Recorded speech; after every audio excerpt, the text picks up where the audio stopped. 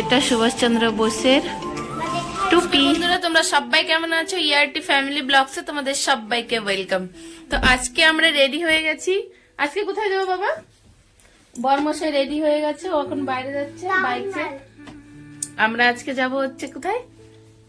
Lal Qila first time দেখবো, খুবই excited. এর আগে কখনো আমি দেখিনি। তো আমরা এখন দিল্লি যাবো हरियाणा থেকে।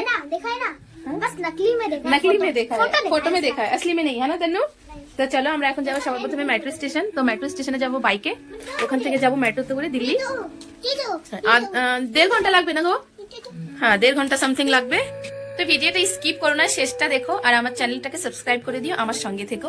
আর তোমরা সবাই চলো এখন আমার সঙ্গে লাল কেল্লাতে। আমি খুব এক্সাইটেড। হ্যাঁ বাবা আসো। बड़े बड़े शहरों में छोटे छोटे बातें होते रहते हैं। এই কথাটার বলার কারণ হচ্ছে এখানে ট্রাফিকের সমস্যা প্রচুর ভুগতে হয় রাস্তায় বেরোলেই। আমরা দুপুরবেলা গিয়েছিলাম তাই আমাদের কোনো অসুবিধা হয়নি, সকাল বিকালে হয়।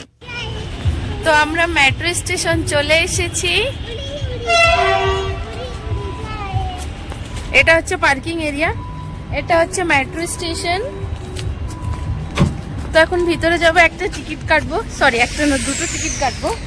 বাবু মেট্রো স্টেশন চাঁদনি চৌকে নেমে 5 মিনিট হেঁটে যাওয়ার পরেই আমরা চলে এলাম লালকেল্লাতে। প্রচন্ড পরিমাণে ভিড় ছিল সেদিন। এমনি সময় ভিড় হয় কারণ অনেক দূর থেকে লোক আসে দেখতে। আমাদের উদ্দেশ্য ছিল ভিতরটা ঘুরে দেখার, বিশেষ করে মিউজিয়াম।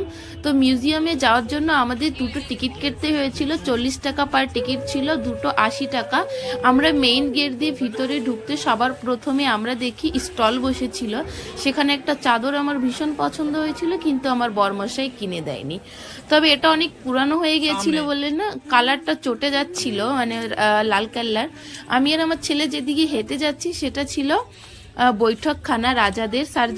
রাজা শাহজাহান বসে থাকতেন, আর এখানে ওদের যত আত্মীয় স্বজন রাজবাড়িতে আসতেন তাদের আদর আপ্যায়ন করা হতো। এখানে বসে থাকতেন রাজা শাহজাহান। আমরা পুরো লালকেল্লাটা ঘুরে দেখলাম, আমাদের ভীষণই ভালো লেগেছিল। আরো ভালো লাগতো যদি আমরা স্কুল লাইফে আসতাম, তাহলে অনেক জিনিস বোঝা যেত। এখন যেহেতু অনেক পুরানো। এটা সুভাষচন্দ্র বোসের টুপি, দেখা তনু।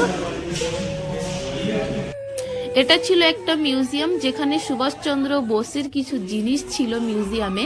সেটা ছিল ওনার তলবার, ওনার টুপি, এটা ছিল মেডেল, আর ছিল জাপানি সিক্কা মানে জাপানি টাকা ছিল, আর ওনার চেয়ার ছিল একটা, আর এটা ছিল ওনার বর্দিতে মানে ওনার শার্টে যেটা শোল্ডার মেডেল যেটা থাকে শার্টে সেটা ছিল। এটা ছিল চেয়ার। আমাদের ভীষণই ভালো লেগেছিল।